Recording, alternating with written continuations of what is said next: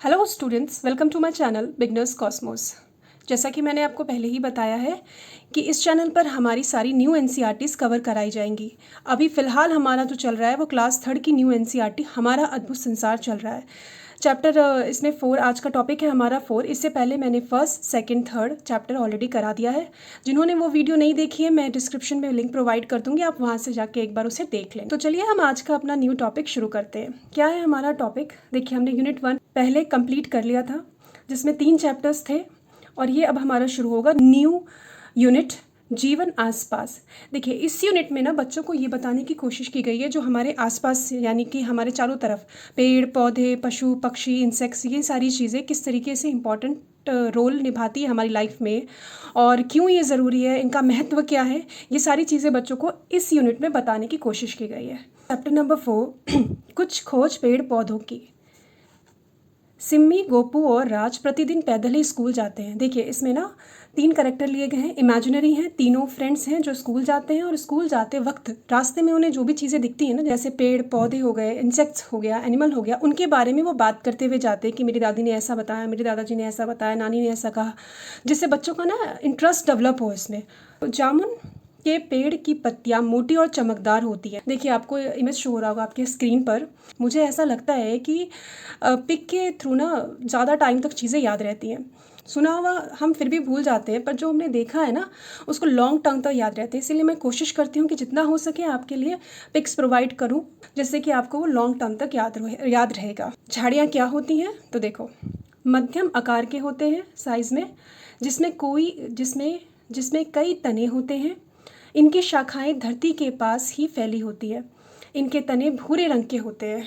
ठीक है, एग्जाम्पल गुड़हल, गुलाब, तुलसी, मीठा नीम, ये यहाँ पे कॉमन नहीं है, मीठा नीम, अरहर, मसूर, मूंग और उड़द। अब देखो, इसमें से गुलाब और तुलसी मोस्टली बच्चों ने देखा होगा। देखिए, गुलाब और तुलसी तो नॉर्मल है जो सबके घरों में, मोस्टली घरों में, सबके तो नहीं बोलूँगी, मोस्टली घरों में ये मिलती ही मिलती है। देखो, ये होती है झाड़ियाँ। झाड़ियों में क्या होता है ना कि इनके जो तने होते हैं वो ज़्यादा बड़े तो नहीं होते, लेकिन वो कोमल भी नहीं होते, कठोर होते हैं। लकड़ी के होते हैं, कठोर होते हैं, भूरे रंग के होते हैं। तुलसी के का पौधा बहुत छोटा, मतलब ज़्यादा ना बड़ा होता है ना छोटा होता है, मीडियम आकार का होता है, तो उन्हें हम झाड़ियाँ कहते हैं। ठीक है, तो आप याद रखना कि जो झाड़ियाँ हैं उनके तने कठोर होते हैं और भूरे रंग के होते हैं, साइज़ में मीडियम होते हैं, ये पेड़ की तरह लंबे नहीं होते और जड़ी बूटियों की तरह या शाक की तरह, हब्स की तरह ये छोटे भी नहीं होते, ये मीडियम आकार के होते हैं। गुलाब के पौधे देख लो या तुलसी के पौधे देख लो, आपको समझ में आ जाएगा। ठीक है, उसके बाद है हमारा दूसरा जड़ी बूटी, हर्ब्स, इसको शाक भी बोलते हैं।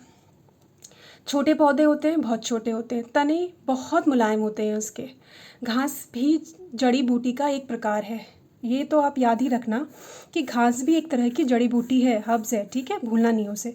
पत्ते चपटे होते हैं घास के और तने इसके खोखले होते हैं। घास, गेहूँ, चावल, गेहूँ, बाजरा, ज्वार और रागी, ये सब घास के ही प्रकार है।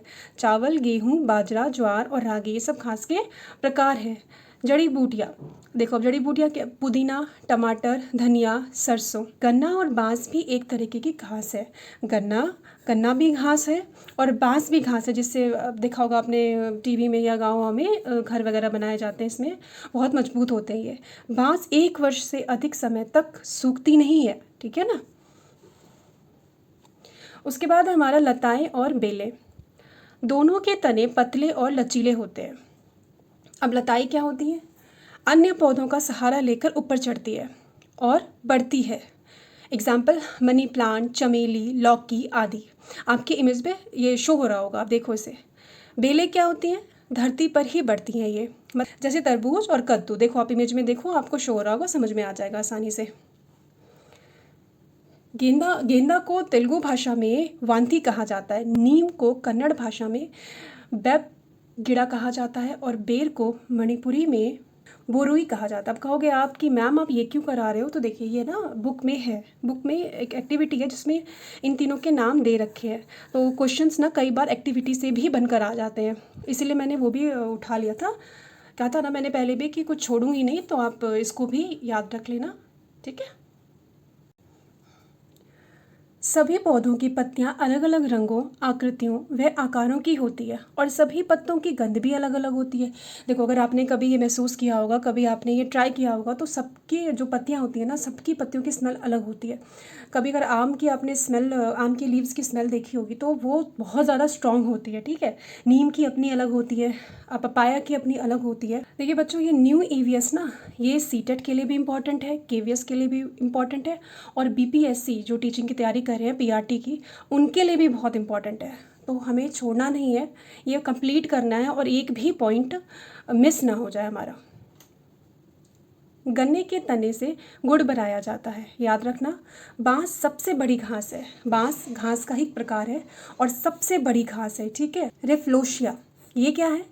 मिजोरम में पाया जाता है, ये सबसे बड़ा फूल है और यह एक छाते जितना बड़ा होता है। देखो आपके इमेज में ना शो हो रहा होगा, ये बहुत बहुत बहुत बड़ा फूल है। एक आप देखो उस पिक्चर में, आप उसके साथ एक आदमी खड़ा है, आप अंदाज़ा लगा सकते हो साइज़ देख कर के कितना बड़ा होगा। ये पूरा पूरा एक छाते का शेप ले सकता है, जितना हमारा एक छाता होता है ना, नॉर्मल अम्ब्रेला, उसकी तरह ही होता है। और ये कहाँ पाया जाता है? ये मिजोरम में पाया जाता है। तो ठीक है, आपका ये आज का चैप्टर यहीं पे ख़त्म होता है। बच्चों, कोई भी अगर आपको डाउट हो या कुछ भी आप पूछना चाहते हो तो आप मुझे कमेंट कर सकते हो, ठीक है। अगर आपको वीडियो अच्छा लगा हो या हेल्पफुल लगा होगा, then please like, share and subscribe. Thank you for watching.